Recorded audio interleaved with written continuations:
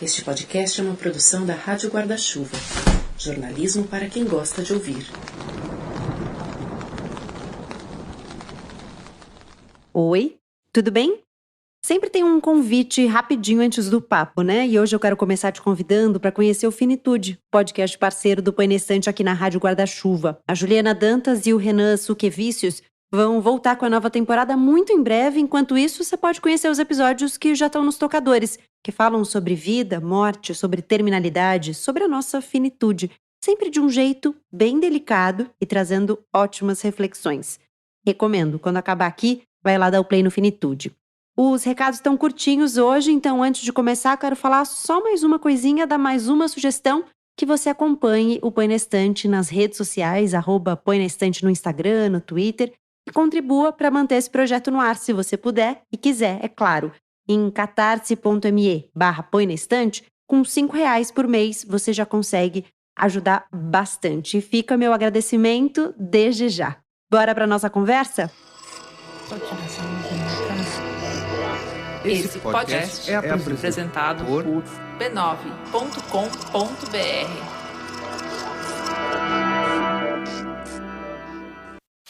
Se querem mesmo ouvir o que aconteceu, a primeira coisa que vão querer saber é onde eu nasci, como eu passei a porcaria da minha infância, o que meus pais faziam antes que eu nascesse, toda essa lenga-lenga tipo David Copperfield. Mas pra dizer a verdade, eu não tô com vontade de falar sobre isso.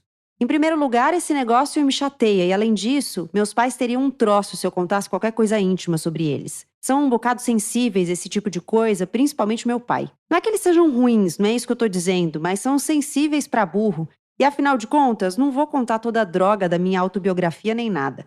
Só vou contar esse negócio de doido que me aconteceu no último Natal, pouco antes de sofrer um esgotamento e de me mandarem pra aqui, onde eu tô me recuperando. Foi só isso que eu contei ao DB, ele é meu irmão e tudo, ele tá em Hollywood. Não é muito longe desse pardieiro e ele vem me visitar quase todo fim de semana. Quando eu voltar pra casa, talvez no mês que vem, é ele quem vai me levar de carro. Comprou um tempo um Jaguar, um desses carrinhos ingleses que fazem uns 300 km por hora e que custou uns $4.000. DB agora vive nadando dinheiro, mas antigamente a coisa era outra. Quando morava conosco, eu era apenas um escritor. Se é que nunca ouviram falar nele, foi DB quem escreveu aquele livro de contos fabuloso, O Misterioso Peixinho Dourado. O melhor conto do livro era a história do garotinho que não deixava ninguém ver seu peixinho dourado só porque eu tinha comprado com o próprio dinheiro. Achei o máximo. Agora DB tá em Hollywood, se prostituindo. Se a coisa que eu odeio é cinema. Não posso nem ouvir falar de cinema perto de mim. Vou começar a contar do dia que saí do internato Pense. O Pense é aquele colégio em Hagerstown, na Pensilvânia. Já devem ter ouvido falar nele, ou pelo menos visto os anúncios. Eles fazem propaganda em mais de 1.000 revistas, mostrando sempre um sujeito bacana, a cavalo, saltando uma cerca. Parece até que lá no Pense a gente passava o tempo todo jogando polo, pois nunca vi um cavalo por lá, nem mesmo para amostra. Embaixo do desenho do sujeito a cavalo vem sempre escrito: desde 1888 transformamos meninos em rapazes esplêndidos e atilados. Pura conversa fiada. Não transformam ninguém mais do que qualquer outro colégio. E não vi ninguém por lá que fosse esplêndido e atilado. Talvez 2 sujeitos, se tanto. E esses, com certeza, já chegaram lá sim. Nada como repetir padrões. Não fosse isso, o que nos faria humanos, não é mesmo? Pois Holden Caulfield é ótimo em ser de novo, expulso de escolas. Adolescente rabugento, reclamão, sarcástico e um pouco idealista, ou bastante. Ele deixa o colégio, mas não quer voltar logo de cara para casa dos pais. Resultado, abraça a errância e vaga por Nova York por um fim de semana, encontrando pelo caminho episódios completamente banais, mas que despertam todo tipo de reação. A andança é, ao mesmo tempo, uma preparação para o puxão de orelha que certamente está por vir e uma revisão de como ele chegou até ali. Aos 17 anos, Holden Caulfield quer fugir da hipocrisia, que suas expulsões, pelo menos, sirvam de prova de autenticidade para que ele não vire mais um dos tantos farsantes que preenchem o mundo dos adultos. O Apanhador no Campo de Centeio, de J.D. Salinger, é o tema do 5º episódio do Põe na Estante, que já começou.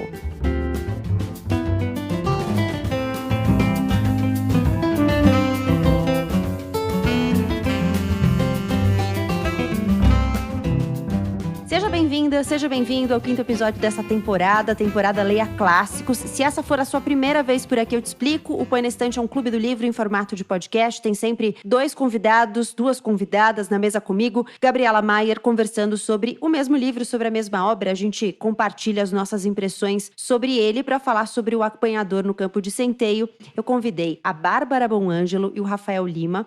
Sejam muito, muito bem-vindos. Obrigada por terem topado participar do Põe na Estante. Vou pedir para que vocês se apresentem. Bárbara, quem é você? Eu sou jornalista, eu hoje trabalho como editora de política e há 5 anos eu escrevo a newsletter Queria Ser Grande, Mas Desisti, onde eu conto minhas impressões de leituras, filmes, séries, um pouco de maternidade e também dessa vida louca que é produzir conteúdo para a internet. Rafael, quem é você? Olá, eu sou jornalista também, lancei 3 livros, um sobre meu projeto Sociedade Dividida, que eu falo sobre sociedades divididas, e ano passado eu finalmente decidi partir para a área de ficção e lancei um livro de contos. E, paralelamente, faço o podcast Literalmente com Gabriel Benamor. Gabriela já foi uma das nossas convidadas. E acho que é isso. Trabalho completamente fora da área de jornalismo hoje, então acho que não vale a pena muito entrar nesse assunto. Bom, eu tenho começado todos os episódios dessa temporada perguntando para as pessoas qual é a experiência delas com os livros, né? Porque muitas vezes a gente passa pelos clássicos muito cedo, tem uma experiência ruim, inclusive, na primeira vez em que a gente os encontra, e depois melhora a experiência se a gente se anima a revisitá-los. Então, eu queria perguntar para vocês se vocês já tinham lido alguma coisa do Salinger de uma forma geral e especificamente O Apanhador no Campo de Centeio. Olha, O Apanhador no Campo de Centeio eu já tinha lido. Na verdade, eu já li 2 vezes. A primeira eu li na faculdade, eu devia ter uns 20 anos, eu li no original, porque eu li para uma aula de inglês. Então foi uma experiência bem interessante. Eu gostei bastante, confesso que no começo achei, ué, cadê todo esse hype em cima do livro? Porque esse livro é assim, né? O começo você fica sem entender onde ele vai chegar. Uhum. E depois eu reli agora, assim, acho que no fim do ano passado, mais ou menos, essa nova edição da Todavia, e tive a experiência de reencontrar o Rudenkoff já, sei lá, 15 anos depois. E já li muita coisa do Salinger, não tudo, mas li Novas Histórias, que eu gosto bastante, Fanning Zui, que eu adoro. É um autor que eu gosto muito, muito, muito.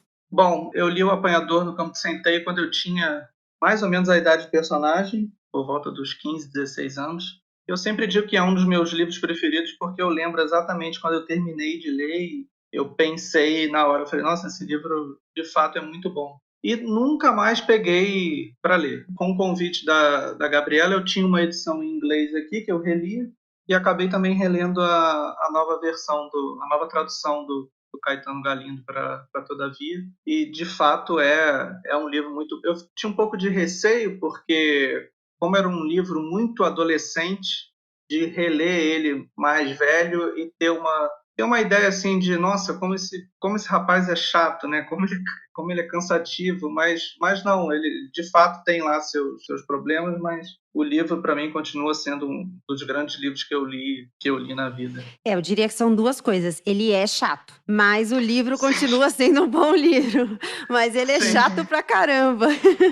Ele é, né? E é um desafio a gente passar por essa primeira impressão de garoto enxaqueca. Tem muita gente que desiste do livro aí nas primeiras páginas, porque fica insuportável aquele drama adolescente que a gente já não se identifica mais tanto mesmo, a gente que já é adulto. Mas eu acho que é aí que está uma das grandezas, né, do Salinger. Por trás dessa história banal de um adolescente impertinente, tem muitas camadas, tem muita coisa aí interessante, né? E é um desvendar, é realmente persistir, Sim. Passar um pouco por essa chatice, né? Sim. Eu vejo ele como um retrato fiel, assim, da adolescência, né?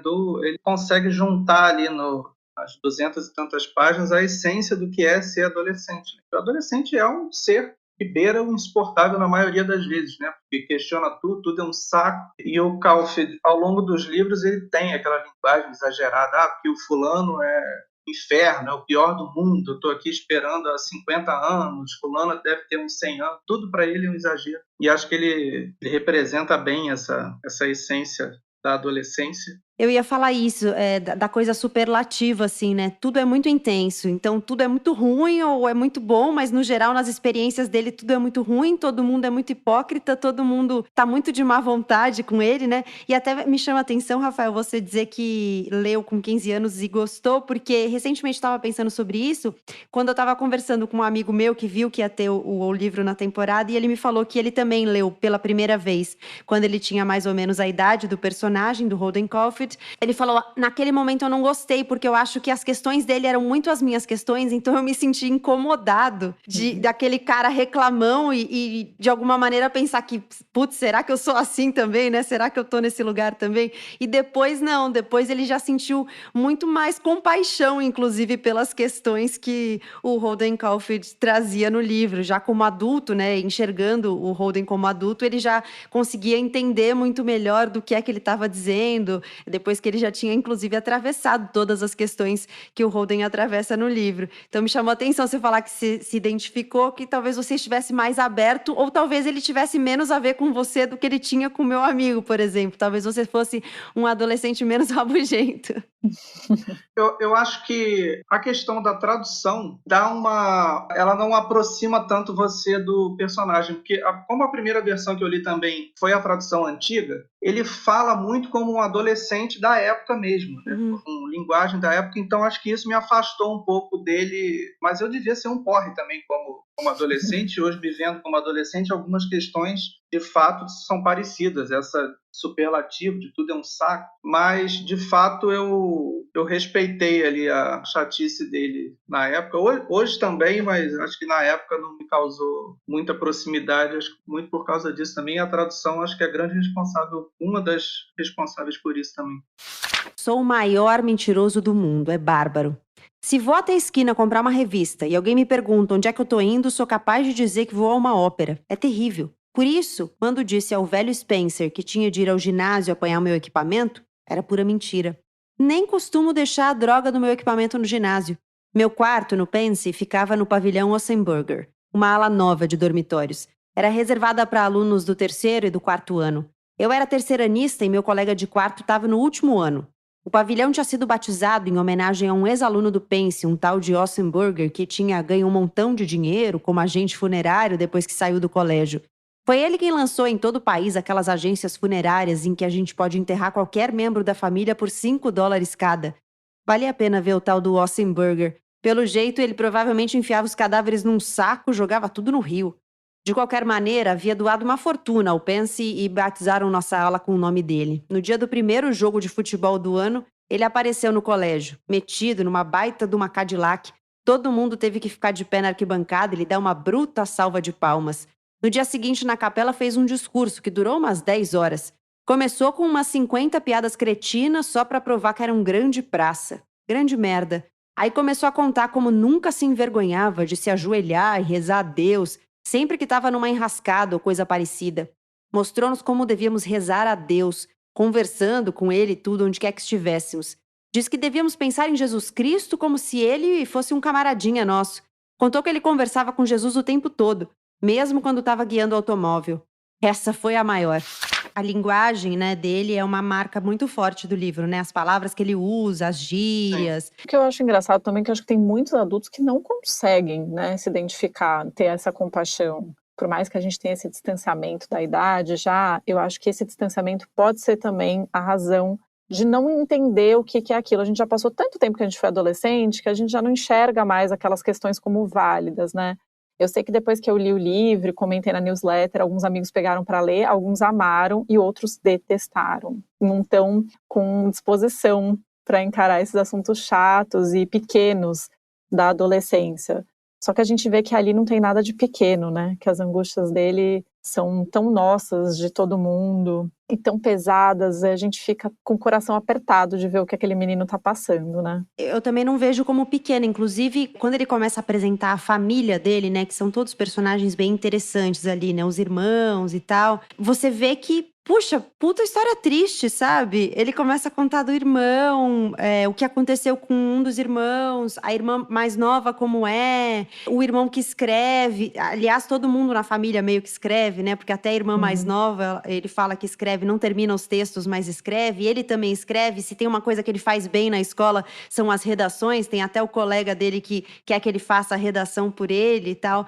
Mas você vai conhecendo a família e você fala, nossa, eu tô entendendo exatamente por que tá muito puxado, porque tá mesmo, né? Nossa, muito. E ele fala com distanciamento dessas questões, né? Ele passa por elas como se fossem coisas normais, comuns, como se todo mundo tivesse perdido o irmão, como se todo mundo tivesse um outro irmão que foi à guerra, todos os horrores, né? Pós-Segunda Guerra Mundial, só que vai fazendo quebra-cabeça, né? Da situação emocional, mental desse personagem. É muito interessante como você começa na superfície achando que não vai levar em nada essa história. De repente você está mergulhado naquilo, tentando salvar aquele menino de alguma maneira. Eu acho que o grande problema dele é não se identificar com nada, né? Isso acaba criando uma ansiedade ali nele que, enfim, é evidente em alguns trechos do livro. Tanto que quando ele chega a parte do Museu de História Natural, que ele fala que gosta dali porque ali é tudo sempre igualzinho. Acho que ele prefere muito mais aquela vida do campo com cavalo do que essa mudança que a própria cidade causa, e ele vivia na cidade que não para, que é Nova York, e isso causava uma certa angústia nele, né? Tudo aquilo evoluindo, com carro, prédio, com tudo, e nada daquilo representar ele de nenhuma forma, né? O colégio, a própria família que ele gostava, mas enfim, ele tinha ali um certo afastamento, o afastamento do irmão, que faz o que ele não queria que o irmão fizesse, que é ir para escrever em Hollywood. Eu gosto muito dessa parte do museu também, mas eu vejo, assim, não sei se faz sentido, mas eu vejo um pouco como um lugar em que a hipocrisia é menos latente, porque ele tem uma questão, né, com a hipocrisia, todo mundo é hipócrita, todo mundo é vigarista, ele usa várias palavras, assim, farsante, e no museu não tem muito essa hipocrisia, é o que é. É o Museu de História Natural, é o que é, tá posto ali, as coisas são assim. E a Bárbara trouxe a questão da guerra, né, do pós-guerra, e eu fico pensando que nesse momento da história, parecia mesmo, né, que a gente estava vivendo num mundo, não que hoje não pareça, tá? Mas que a gente estava vivendo num mundo de hipócritas. Então você imagina o que é você ver que, puxa, meu irmão voltou da guerra, e aí, sei lá, de repente vai escrever para Hollywood. O que tá acontecendo, né? Que deslocamentos são esses que as pessoas conseguem fazer, que transitam com tanta facilidade nesses ambientes, e ele não, ele se sente muito fiel àquilo que ele tá vivendo ali, que ele tá experimentando, e ele não consegue se deslocar para outros lugares que talvez exigissem uma adaptação, né? Com certeza, eu acho que ele não entende como é que as pessoas passam por tragédias e continuam a viver.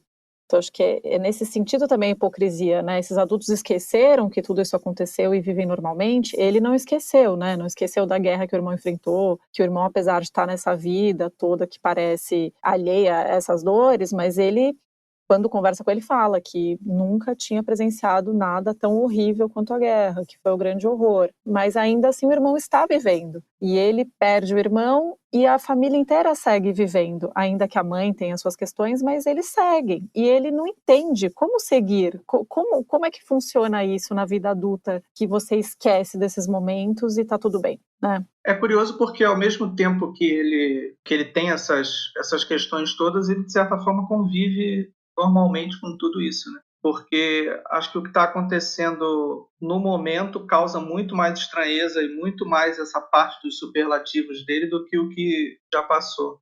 E talvez isso seja uma coisa muito recorrente na adolescência também, e talvez ele seja aquela figura que para os outros soa ou parece apático, como se ele não se importasse com nada, e por isso ele é expulso, por isso ele... Mas na verdade ele é uma pessoa que está sentindo profundamente tudo que acontece, então de apático ele não tem nada. E eu acho que muitas vezes acontece isso na adolescência, né, de a gente viver profunda e intensamente algumas coisas, mas a forma como a gente consegue manifestar isso, né, colocar isso para fora, parece que a gente não está se importando.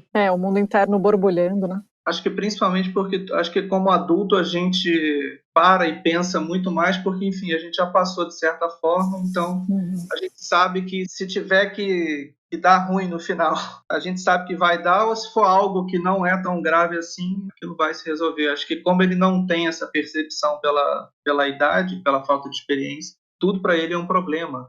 A questão da sexualidade também, que a primeira vez é uma vírgula imensa no livro, que ele diz que não consegue com alguém que ele não se apaixone, enfim, ele tem 15 anos, ele provavelmente não vai se apaixonar por ninguém e ao mesmo tempo ele vai se apaixonar eternamente por alguém, mas no fundo ele não estará apaixonado, é um pouco isso. É que eu acho que quando ele se compara com os amigos dele, da escola, ou mesmo as pessoas que ele encontra já na cidade, parece que ele é o único que está vivendo isso tão intensamente, né? Que está levando tão a sério tudo, levando o amor a sério demais, a primeira vez a sério demais, tudo é muito pesado para ele. Eu acho que essa é uma característica muito marcante dele, é tudo muito intenso, como a Gabriela falou. E eu acho que o maravilhoso do Salinger é que nas conversas, nas trocas, é tudo muito superficial, mas a gente tem acesso a esse mundo interno borbulhando dele, né, essa subjetividade, e como isso contrasta com a maneira como ele atua no mundo, essa maneira blasé, né, não estou gostando de nada, não curto ninguém, mas dentro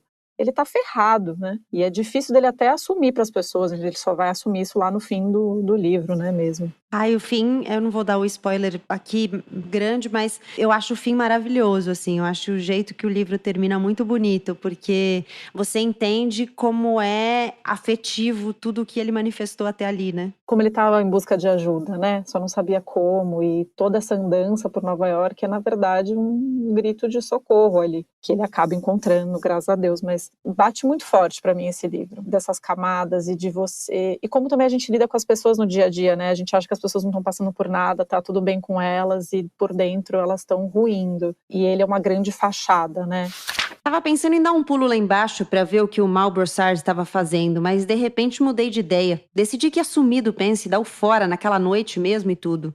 Nada de esperar até quarta-feira. Não queria mais ficar zanzando por lá. O troço todo tava me deixando triste, solitário pra burro. Por isso resolvi ir pra um hotel em Nova York, um hotelzinho barato e tudo, ficar flanando até quarta-feira. Aí na quarta-feira ia pra casa, descansado, me sentindo 100%. Calculei que antes da terça ou quarta-feira meus pais dificilmente receberiam a carta do velho Turmer, com a notícia de que eu tinha sido chutado. Não queria ir pra casa nem nada antes que tivessem recebido a notícia e digerido completamente tudo. Não queria estar por perto na hora em que eles recebessem a carta. Minha mãe fica muito histérica, mas melhora bastante depois que digerem um troço completamente. Além disso, eu estava mesmo precisando de umas fériasinhas. Meus nervos estavam abalados, no duro. De qualquer maneira, foi o que eu resolvi fazer. Por isso, voltei pro quarto, acendi a luz para arrumar as malas e tudo. Já tinha muita coisa arrumada. O Stradlater nem acordou. Acendi um cigarro, me vesti. Aí botei tudo nas minhas 2 malas e em 2 minutos já estava pronto. Faço minhas malas um bocado depressa. Só uma coisa me deprimiu enquanto arrumava as malas. Tive de guardar os patins de gelo novinhos em folha que a minha mãe tinha mandado uns dias antes. Isso me deprimiu. Imaginei minha mãe entrando na loja, perguntando 1 milhão de besteirinhas ao vendedor. Cá tava eu, levando bomba outra vez. O troço me deixou um bocado chateado. Minha mãe tinha comprado os patins errados. Eu havia pedido patins de corrida, ela comprou patins de hóquei. Mas fiquei triste de qualquer jeito. Quase todo presente que me dão acaba me deixando triste. Acho que o capítulo que ele se encontra com a Sally, uma namoradinha que vai com ele ao teatro para ver uma peça, enfim, que ele dá uma surtada com ela. Logo depois vem a parte que ele encontra a irmã, que mostra que, na verdade, ele é uma pessoa doce até, né? E ele explica o título do livro, né? O porquê. Na verdade, ali o autor explica o porquê do título do livro. Então mostra também esse contraste, né? De como ele pode ser insuportável e, ao mesmo tempo, ele pode ser quase que um pai para a irmã ali, naquele momento, que ele está fazendo besteira, que está fumando dentro do apartamento, que ele está ali escondido, que está com medo da bronca que ele vai receber ao longo da semana, mas ele trata ela com você não pode fazer isso, você não pode fazer aquilo, paraná. E ele é cuidadoso no geral com as pessoas, ele me parece cuidadoso. Até no começo do livro, antes de ele se mandar da escola, ele tá conversando com um colega de quarto dele, que é aquele cara meio se achão, né? Um cara que ele fala que se acha que é pivô do time de basquete e que é protegido pelo técnico e tal. E esse cara vai sair com uma menina que o Holden conhece, que é a Jane. E aí ele fica muito incomodado, porque o cara não sabe nem o nome dela direito. E aí o jeito que ele descreve, que eles ficaram no carro. E ele fica incomodado, assim, com a falta de cuidado que o colega dele tem com a menina. Então, ele me parece uma pessoa cuidadosa no geral, apesar de ter hora que ele explode, porque ele não sabe o que fazer exatamente com o que ele tá sentindo. Ele é tão cuidadoso que ele aceita até fazer a redação pro sujeito, né? Do jeito dele, mas ele Uhum. Ele lá com uma certa má vontade, mas ele no fundo aceita para não prejudicar o cara. É, esse mesmo cara, né? É o Tem mesmo aquela cara. passagem muito interessante também, que ele tá na estação esperando, e ele quer dar todo o dinheiro para caridade. Ele é um cara de boas intenções, né? Mas de reações inesperadas e inadequadas. Eu acho que inadequação é um grande tema. Eu gosto dessa questão da inadequação, eu acho que, inclusive, é uma questão que aparece bastante, né, na literatura e na vida, de uma maneira geral, porque eu sempre fico pensando, quando eu vejo essas figuras, esses personagens inadequados, eu sempre fico pensando se não são eles que estão certos, né, no fim das contas, né, se não são eles que são fiéis ao que estão sentindo, ao que estão desejando, né, se a genuinidade não é deles. Sim, eu concordo totalmente. Se a gente não deveria estar se importando tanto quanto eles, né? Porque ele se importa com coisas que a gente compreende, mas a gente fala, poxa, não dá tanto valor para isso, lá na frente isso não vai significar tanto. Mas deveria, né? Deveria significar. Talvez, será que a gente deveria se adequar a isso, né, a determinadas coisas, né? Talvez seja o caso mesmo de não se adequar. Acho que quando a gente lembra do momento que a gente estava escolhendo o que fazer da vida, porque ele está num momento de transição que ele está virando adulto, né? Ele é um jovem ainda, mas já estão esperando dele coisas maiores do que apenas ser um adolescente. E a gente, quando estava nesse momento, é um momento de grande angústia, né? E a gente, depois que cresce, a gente tende a achar que isso é pequeno. Então a gente vê um adolescente sofrendo para escolher uma faculdade, a gente fala, cara, escolhe aí, depois você vê. Mas não, é um momento de profunda angústia. E eu gostei muito de ser lembrada disso, lendo e vendo Holden, porque virar adulto é muito chato, tem coisas muito chatas e a gente finge que não, a gente finge que é natural e que de repente virou uma chavinha, a gente virou uma pessoa responsável. Total. Mas por dentro a gente continua tendo muitos dilemas, muitas questões que são abafadas, né? Ele tem um pouco tem uns professores que falam essa figura do cowboy urbano, né? Você sente, ele é meio que cowboy ali em todo lugar que ele chega, como o estrangeiro do lugar, né? Porque como não se identifica com nada. E é isso, é o medo de virar adulto, ter que pagar a conta, porque até então ele não questiona, ele diz que o pai tem dinheiro, ele não questiona muito de onde vem ali a grana dele e tal, mas pode ser um pouco isso também, né? Porque o tempo inteiro, o livro inteiro ele fala de dinheiro, né? Que, eu tô com dinheiro, mas o meu dinheiro já tá acabando, eu tô com dinheiro, mas já tá acabando. É mais uma questão, assim, da vida adulta, né? Pagar os boletos, pagar as contas, enfim. E é um medo também. E saber o que fazer profissionalmente também. E isso não entra muito no livro, mas não deixa essa falta de identificação dele com todos os lugares que ele vai estudar também representa um pouco isso. Eu acho que é uma quebra de expectativa também, né? Porque o professor ali fica falando que ele é promissor e as pessoas, ele poderia ir para grandes lugares. E isso assusta, porque que grande lugar é esse? Será que eu sou realmente capaz? O que é ser capaz? A gente não sabe o que a gente quer fazer e para onde a gente vai. Então é difícil. Olha, eu acho assim, eu tenho um filho de 3 anos e meio, eu fico só pensando quando chegar nessa fase. Porque dramático, eu diria. Calma que ainda tem tempo. Nossa Senhora. Eu tava cercado de imbecis, fora de brincadeira. Na outra mesinha, bem do meu lado esquerdo, praticamente em cima de mim, tinha um casal com umas caras feiosas pra burro. Tinham mais ou menos a minha idade, um pouquinho mais. Era engraçado. A gente via logo que eles estavam tomando um cuidado tremendo pra não beber a consumação mínima muito depressa. Fiquei ouvindo algum tempo a conversa deles, porque não tinha mesmo mais nada pra fazer. Ele estava contando a ela uma droga de um jogo de futebol que tinha visto naquela tarde. E descreveu todas as jogadas da droga da partida, da primeira à última, fora de brincadeira. Era o sujeito mais chato que já encontrei em toda a minha vida. E dava pra ver que a garota dele nem estava interessada na droga do jogo, mas ela era ainda mais feiosa do que ele. Por isso eu acho que ela tinha mesmo que ouvir. O negócio não é mole pras garotas feias. Às vezes elas me dão muita pena, nem gosto de olhar pra elas, especialmente quando estão com um idiota que fica contando toda uma porcaria de uma partida de futebol. Mas à minha direita, a conversa estava ainda pior. Tinha um sujeito metido à besta, com um terno de flanela cinza, um desses coletes afrescalhados. Todos esses filhos da mãe das universidades se vestem igual. Meu pai quer que eu vá para uma dessas universidades metidas a bem, Yale, talvez Princeton, mas juro que não me pegam nesses lugares cretinos nem morto, no duro mesmo. Seja como for, esse sujeito com pinta de aluno da Yale estava com uma garota espetacular. Puxa, ela era um estouro, mas valia a pena ouvir a conversa dos dois. Em primeiro lugar, os dois já estavam meio altos. Ele estava passando a mão nas coxas dela, por baixo da mesa e tudo, e ao mesmo tempo contando a história de um colega dele que tinha engolido um vidro inteiro de aspirina e quase se suicidou. Ela ficava só dizendo para ele: "Que horrível! Não, querido, por favor, não, aqui não." Imagina só, Passar a mão numa garota e ao mesmo tempo contar a ela o caso de um cara que tentou se suicidar? Era o máximo.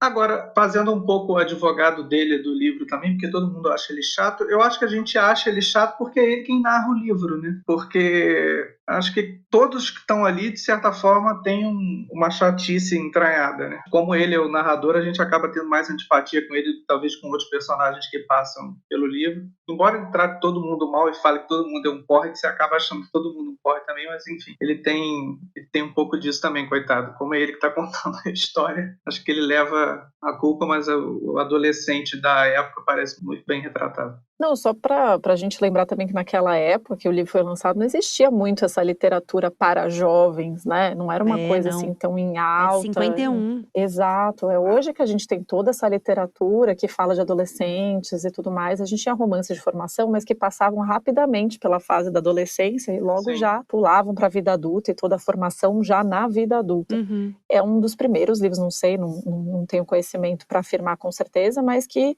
a gente se vê ali, né? A gente adolescente se enxerga ali até com a linguagem, com o pensamento truncado, repetitivo, obsessivo, e é um grande marco ali para a juventude dos Estados Unidos. Eu acho que o hype é exatamente esse, né? Quer dizer, não só isso, porque eu acho que o Salinger tem uma habilidade narrativa fantástica, mas além disso, tem um quê de novidade, que é isso, é um livro que contempla pessoas que não estavam contempladas antes nesses personagens, nesses grandes personagens, e aí, de repente, você tem um grande protagonista que permite a uma nova gama de pessoas um processo muito intenso de identificação, né? E assim, pra defender o Holden também, pra não falar só mal dele, que eu falei que ele é chato no início, ele é chato, mas em vários momentos a gente se apega a ele, assim, porque ele tem, acho que tem umas coisas assim que são pontos altos do livro, que ele tem um sarcasmo, ele tem uma inteligência, né? E o jeito que ele se coloca nas situações, ele é muito autêntico e ele simula coisas, ele é irônico, enfim, ele é uma figura muito interessante. Acho que a parte do trem que ele encontra a mãe do amigo é maravilhosa essa parte. Essa parte, porque ele começa a inventar coisas assim que você fala, meu Deus, isso parece piada, e a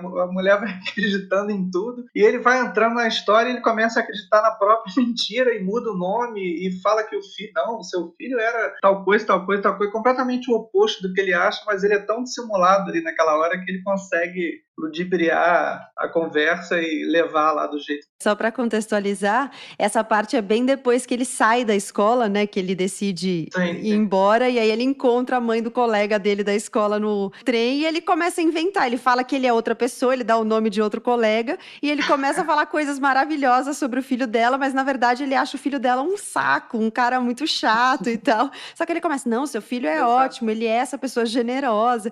E aí ele até fala nessa hora, né? Quando eu começo a mentir, eu sou capaz de não parar nunca mais. Ele vai entrando na história. Exato. Ah, você estuda no Pense? Perguntou. Ela tinha uma voz agradável, era mais uma voz agradável de telefone. Ela bem que devia carregar uma porcaria de um telefone com ela por toda parte. Eu estudo lá sim, respondi. Ah, que interessante. Então talvez você conheça meu filho, Ernest Morrow. Ele também tá lá no Pense. Conheço sim, ele é da minha turma.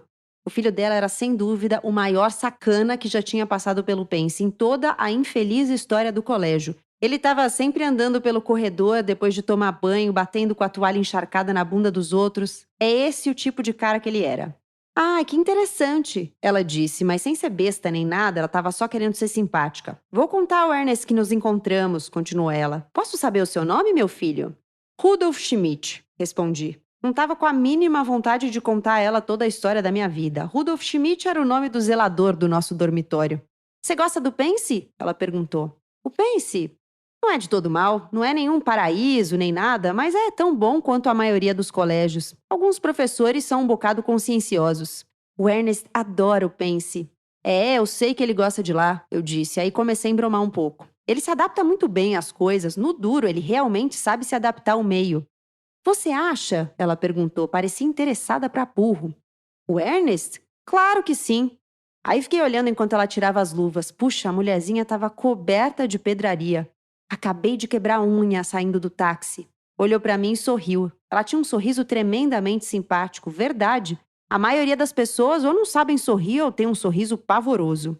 Eu e o pai do Ernest, às vezes, nos preocupamos com ele. Às vezes pensamos que ele não faz amigos com facilidade.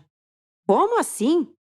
Bem, ele é um rapaz muito sensível, ele nunca foi de ter muitos amigos, talvez porque encara as coisas com seriedade demais para a idade dele.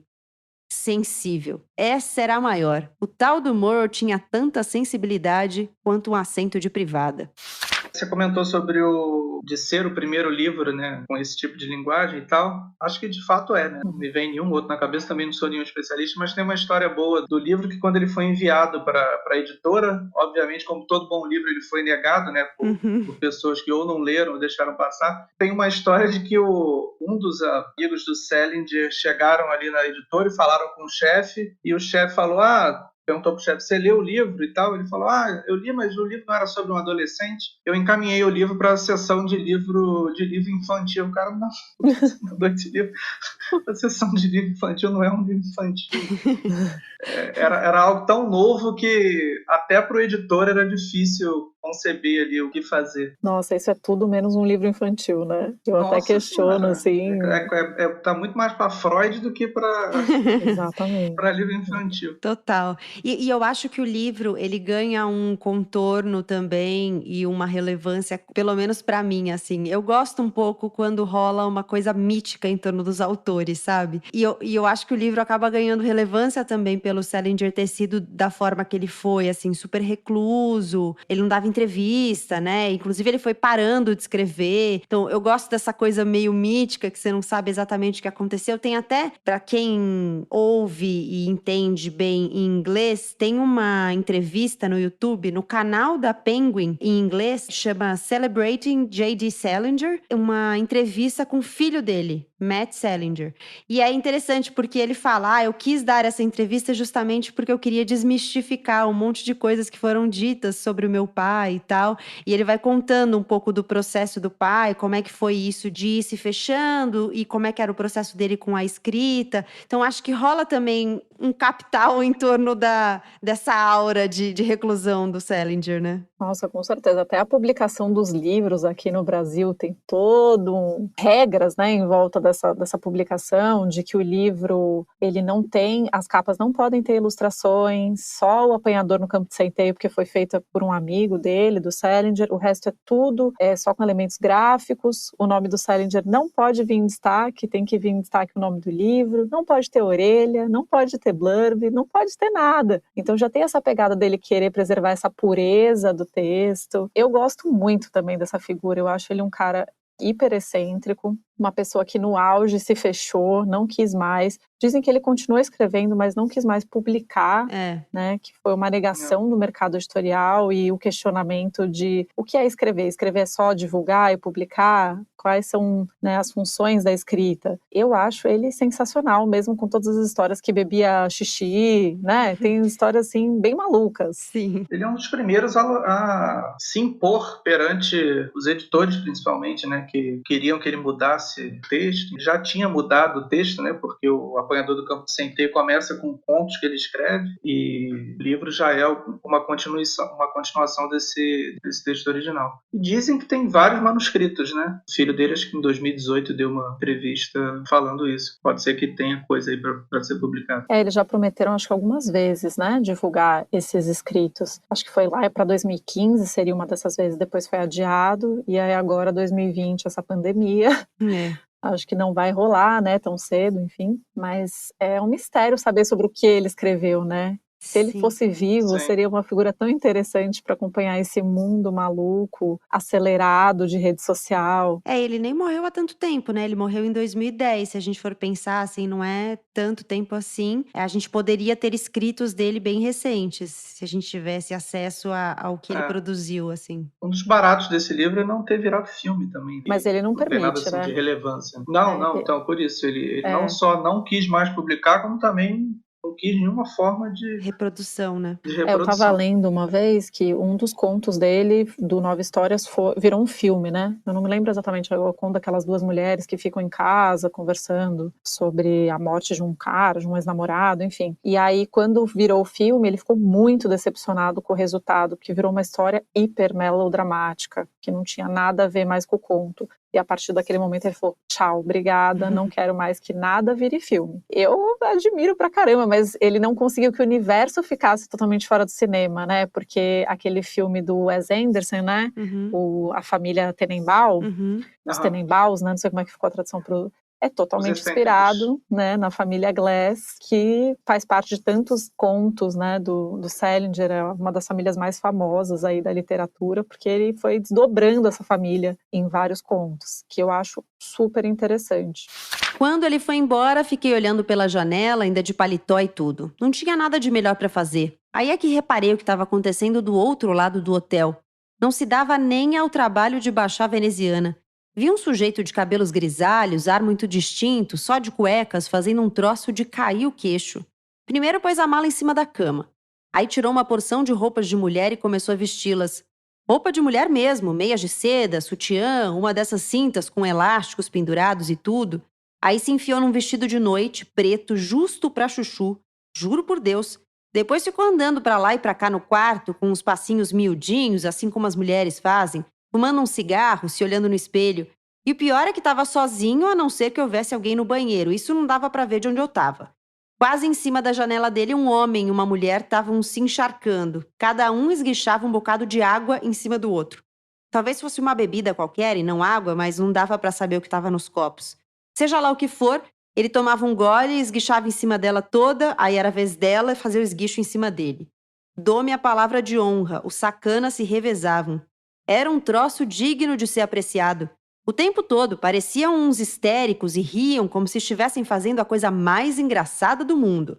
Não tô brincando, não. O hotel estava repleto de tarados. Acho que provavelmente eu era o único sacana normal nas imediações e isso não é lá muita vantagem. Me deu uma vontade bárbara de passar um telegrama pro Stradlater mandando ele tomar o primeiro trem para Nova York. Ele ia ser o rei do hotel.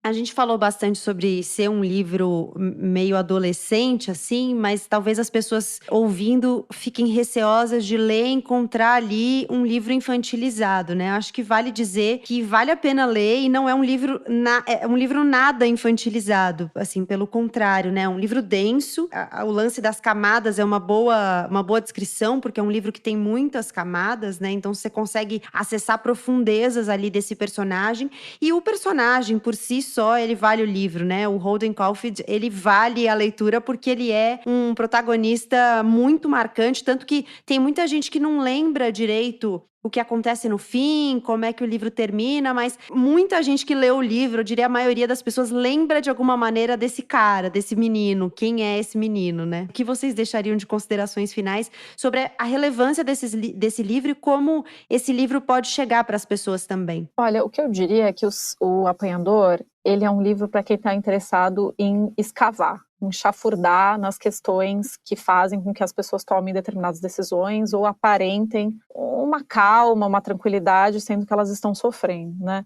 Então o Salinger, ele vai construindo dessa maneira que parece que você está lendo uma história adolescente, questões bobas, banais, mas conforme você vai dando prosseguimento à leitura, lá para o meio do livro, você vai tendo acesso, como você falou, Gabriela, à família dele, então as questões que eles estão enfrentando, desde a Segunda Guerra, a morte de uma das crianças da família, e como isso tudo influenciou o Holden. E aí a gente passa a entender, é um exercício mesmo de compaixão, de se abrir para um personagem que parece que não tem nada para dizer para você, e de repente você descobrir que ele tem muitas questões, muitas camadas, e que você está interessado que esse personagem sobreviva, né? Porque a gente está falando aqui de uma questão de sanidade mental também. Então não é um livro leve mesmo, mas é um livro que vale a pena. Eu acho que é total isso também, essa parte final que você falou de um livro sobre a sanidade mental de um adolescente, no caso, mas é muito mais do que um adolescente reclamão falando da vida o